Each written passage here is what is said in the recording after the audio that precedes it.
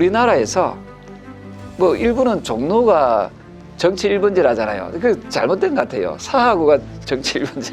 왜냐하면 제가 민주당으로 삼선했거든요. 그렇죠. 민주당으로 삼선하고 국민의힘으로 삼선했잖아요. 이런 정치인이 없다 이 말입니다. 그건 뭐냐면 제가 잘나서가 아니고 유권자들이 그만큼 당을 안 보고 사람을 보고 선택하는 지혜로움이 있다.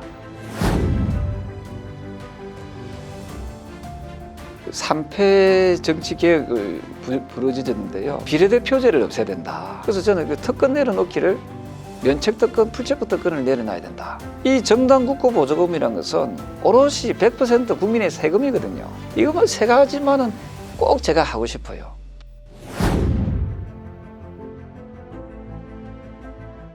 Our hearts beat to the city streets. We began to feel the fire. We wanna chase the night, wanna dance to the light. Pull the stars from the sky, just two hearts running wild.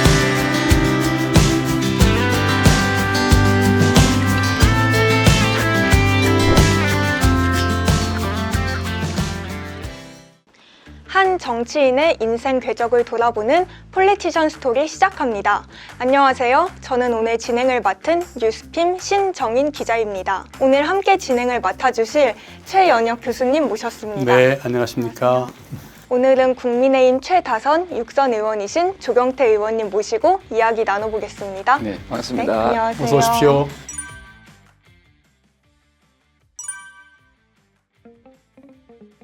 저는 또 의원님의 정치 생활 하면은 빼놓을 수 없는 게 바로 이 운동화라고 생각하는데요. 국회의원 300명 중에 가장 먼저 운동화를 신으셨다고. 운동화를 신게 된 계기는 제가 이제 재선했을 때 네.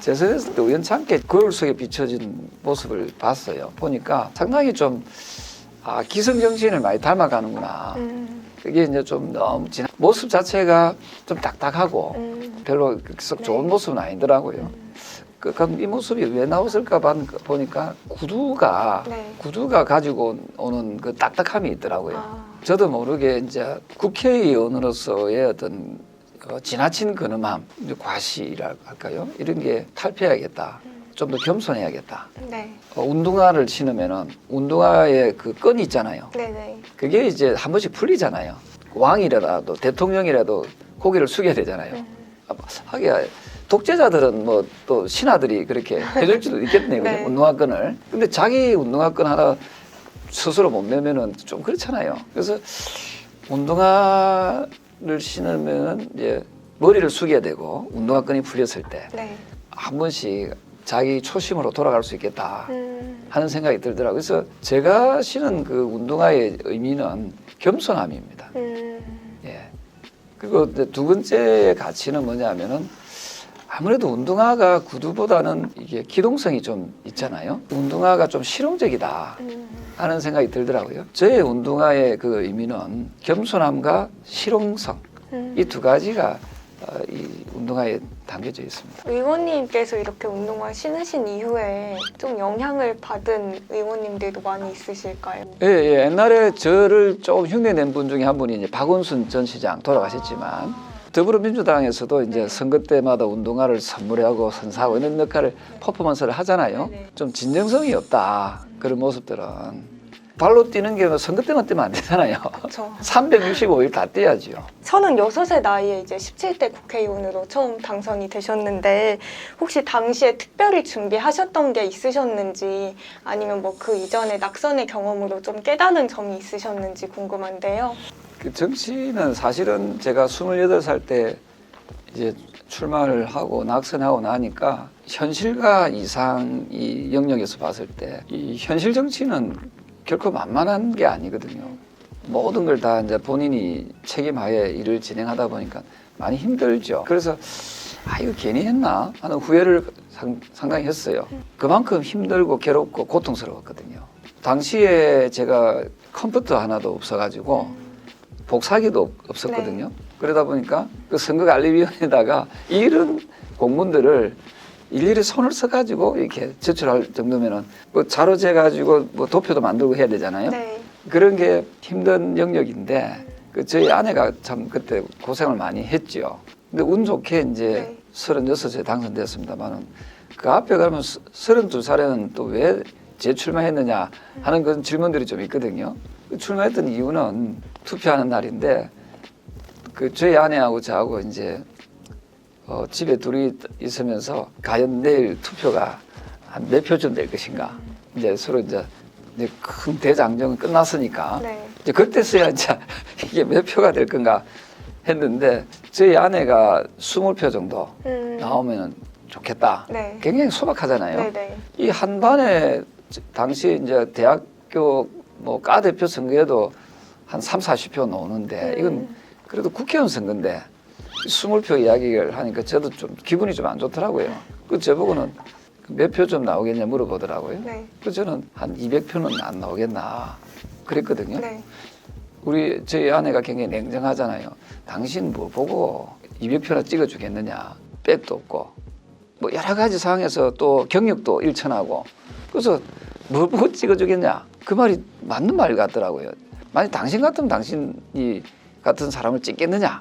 이런 이야기를 냉정하게 하니까 아프면서도 맞는 얘기잖아요.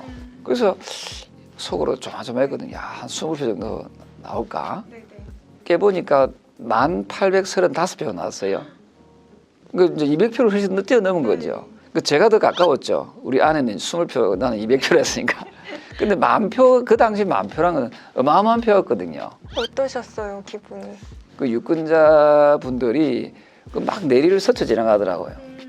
그 이제 그동안 선거 운동하는 동안에 만났던 분들 해가지고 그죠? 파노라마처럼 쫙 스쳐 지나가는데 너무 고맙더라고요. 그래서 제가 이런 이름 모르는 유권자들이 나를 보고 찍었으니까 한 번 더 도전해야겠다 하고 이제 준비를 한 게 이제 32살에 한 번 더 나왔는데 그때는 마침 또 선거구를 바꿔가지고 제가 사하구가 갑이 있고 을이 있거든요.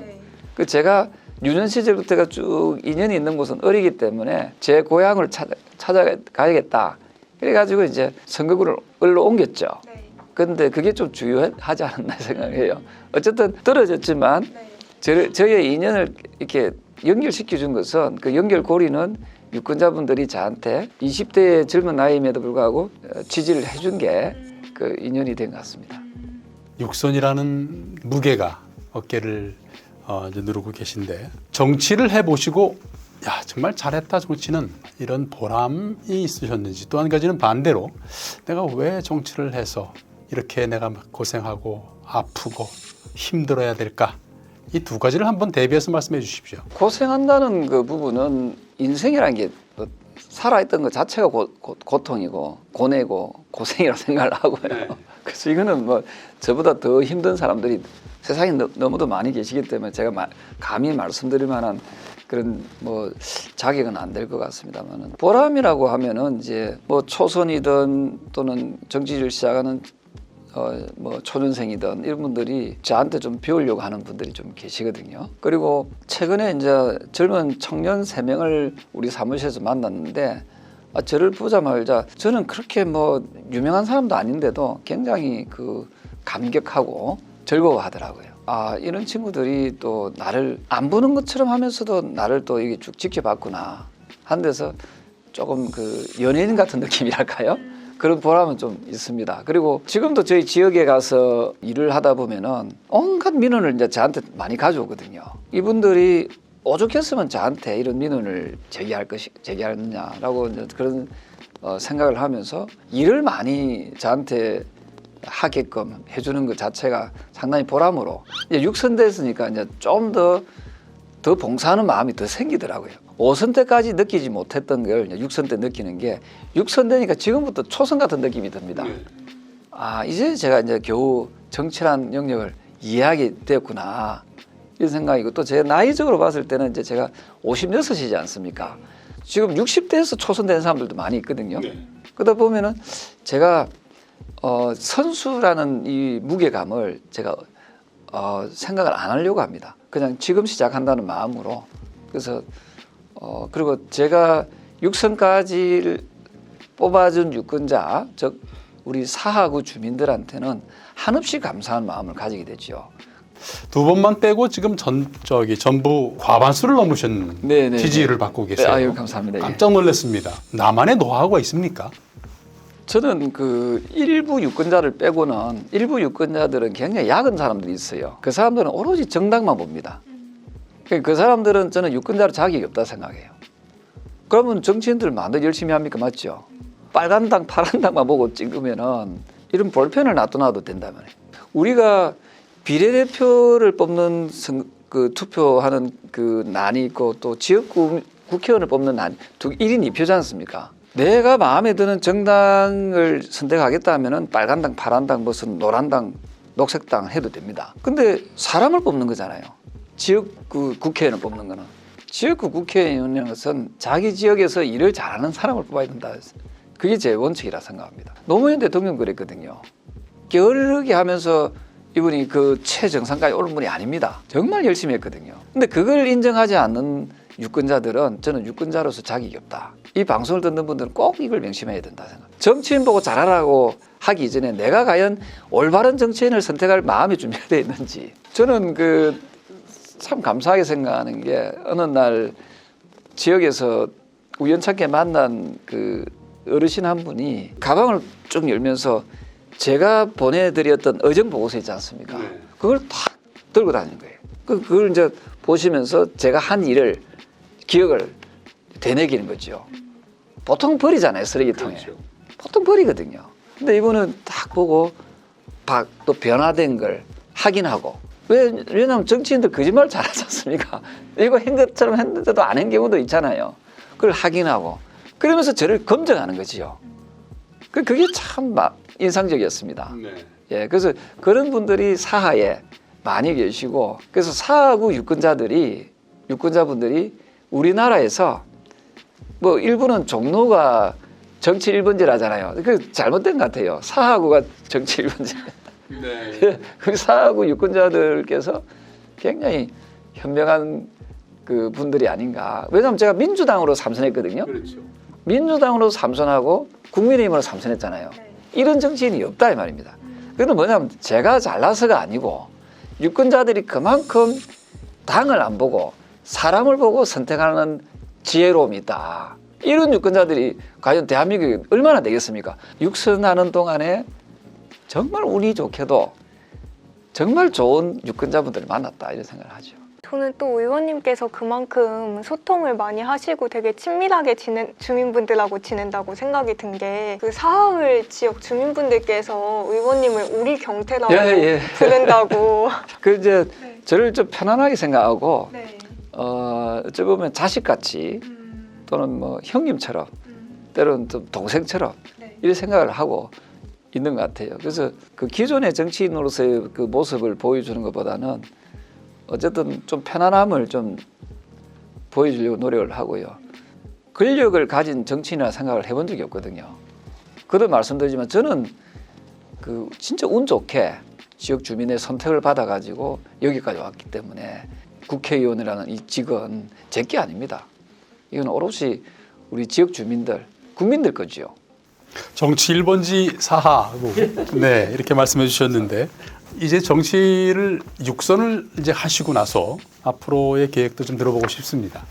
원래 제가 이제 작년에 그 이제 우리 정치 개혁을 제가 어떤 의미에서는 가장 구체적으로 이 구호화 시켜서 했던 정치인 중에 몇 안 되는 정치인이라고 저는 생각하거든요. 아마 거의 최초에 가까운 문구를 그 3패 정치 개혁을 부르짖었는데요. 비례대표제를 없애야 된다. 그러면 한 50명 정도 줄이면은 그 세비하고 세비하고 그 보좌진들하고 다 합치면은 그러면 250명으로 줄이자는 말씀이십니까? 예. 그러면 그게 한 몇천억 이렇게 세이브 시킬 수 있거든요. 차라리 그 돈을 청년들 일자리 문제라든지 또는 그 중장년의 일자리 문제라든지 이런 국민을 위해서 쓰임새 이렇게 쓰면은 그 훨씬 더 유익하겠다 하는 생각을 많이 평소에 가지고 있거든요. 국회의원 숫자를 좀 줄였으면 좋겠다. 정말 국민을 위해서 헌신하는 국회의원 같으면은 300명이 아니라 3,000명이라도 되죠. 근데 지금의 정치 환경에서는 도저히 불가능하거든요. 그러면은 우리도 가까운 대만이나 이탈리아처럼 정치인 숫자를 줄이는 것이 저는 정치인들로 하여금 좀 각성하게 하는 좋은 계기가 되지 않을까. 정치 개혁에 저는 좀 중요한 포인트가 아니겠느냐 하는 거고요. 죄를 지은 정치인들은 빨리 이게 처분을 해야 된다. 권력을 가진 사람들은 온갖 구실을 가지고 오랫동안 지속해서 정치를 하려고 하거든요. 특히 이제 면책 특권, 불체포 특권이 있지 않습니까? 이걸 없애야 된다. 일반인하고 똑같이 저는 대우해야 된다 생각하거든요. 대한민국의 주인은 국민이지 정치인이 아니지 않습니까? 그런데 왜 정치인은 그런 특권을 받아야 됩니까? 그죠? 그래서 저는 그 특권 내려놓기를 면책 특권, 불체포 특권을 내려놔야 된다 하는 게 제 소신이고요. 세 번째로 뭐가 있는가 하면은 양 정당들이 보면은 이 정당 국고 보조금이라고 있습니다. 이 정당 국고 보조금이라는 것은 오롯이 100% 국민의 세금이거든요. 이 세금을 어디에 썼는지를 밝혀야 되는 거 아닙니까? 근데 아예 한 번도 감사한 적이 없거든요. 그 돈이 한 해에 한 1,000억 됩니다. 정당에다가 만나 그 돈을 그렇게 많이 줍니까? 그렇지 않습니까? 그래서 이 세 가지를 저는 혁파하는 이 3패 정치개혁 이야기를 제가 오랜 정치 경험을 살려서 이것만 세 가지만은 꼭 제가 하고 싶어요.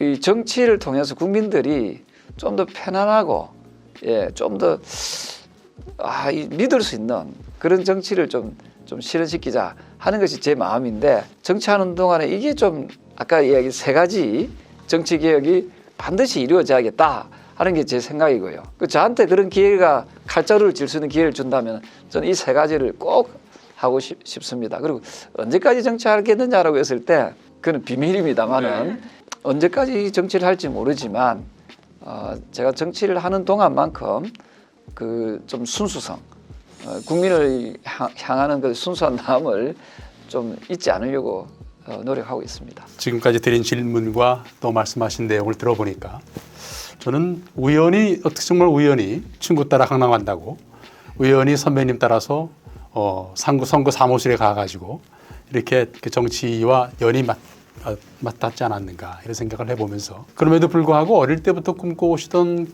봉사나 그다음에 약자 가난한 사람에 대한 어떤 그런 그 아픔 공유하는 그런 생각들 자연스럽게 우연이었지만 자연스럽게 이끌지 않았나 이런 생각이 들고요. 저는 정말 찐 정치인이 아닌가 이렇게 한번 정의를 드리고 싶은데 이런 사람으로 기억되고 싶다 한마디로 한번 정리해 주십시오.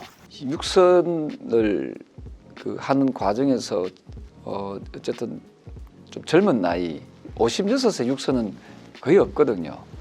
그래서 이게 거의 뭐 기적이라는 하나의 기적이거든요. 부산에 자갈치 시장이 있는데 그 자갈치 시장의 그 지게꾼 요즘 그 지게꾼이 없어졌습니다. 그 지게꾼의 아들이 대한민국의 그 최다선 의원이 됐다는 것은 또 하나의 기적이라고 생각하거든요. 그 무엇을 뜻하는가 하면은 가난하고 어렵게 살았던 또 가난하고 힘든 사람들 이런 사람들도 어떤 성공할 수 있는 그런 어떤 희망의 사다리를 지금 계속 없애고 있는 추세거든요. 저는 그건 아닌 것 같아요, 그죠? 그런 부분에서 좋은 부모의 정의가 힘 있고 빽이 있는 게 아니고 열심히 살아가고 정직하게 살아가는 그 부모가 정직한 아주 좋은 부모라고 저는 생각을 하거든요. 저는 저희 아버님한테 배웠던 것은 남한테 그 어떤 나쁜 짓 또는 도둑질 또는 막 남한테 강압적으로 뭔가 강탈해서 살아가는 삶이 아니었고 정직하게 지게는 졌지만 무거운 짐은 졌지만은 그것이 보여주는 것이 저는 정직하게 열심히 땀 흘리는 모습 그게 저는 우리 사회의 어떤 존재의 이유다라고 생각합니다. 서로가 서로를 좀 인정하고 서로가 또 많이 가진 자가 적게 가진 자에게 베풀고 그것이 또 적게 가진 사람도 그것을 베푸는 부분에 대해서 감사하게 생각할 줄 아는 그런 사회 그런 삶이 저는 정직한 삶이다 생각을 합니다. 정치도 저는 그런 정신을 잘 이어 나간다면은 대한민국 정치가 세계에서 저는 뭐 탑5 안에 들지 않을까. 그럼 저는 정치도 저는 세계 5대 강국이 돼야 되지 않을까. 그 정치가 경제 수준을 따라가야 된다고 생각합니다. 그러려면은 지금 여당, 지금 야당이 정말 각성해야 된다. 과연 우리 정치인들이 과연 세계 5위 수준에 들 수 있는 그런 정치적 마인드를 가지고 있는지에 대해서 자성의 계기가 돼야 된다 생각을 합니다. 서로가 서로를 인정하고 또 그 인정하는 마음들이 자신의 정파, 자신들의 그 개인적인 그 어떤 출세지향적인 또는 권력지향적인 그런 이기심에서 출발하는 것이 아니라 그것이 국민들을 위하는 그런 마음으로 간다면은 저는 지금의 우리 정치의 갈등도 많이 해소시킬 수 있지 않을까 생각을 합니다. 네. 이상 MG 기자가 묻고 경륜 정치인이 답하는 시간 가져보았습니다. 네, 의원님 앞으로도 대한민국의 정치 변화를 이끌어 가시는 주역이 되어주시길 당부드립니다. 감사합니다. 많이 잘 네, 많이 감사합니다. 지켜보겠습니다. 네, 감사합니다. 감사합니다. 네.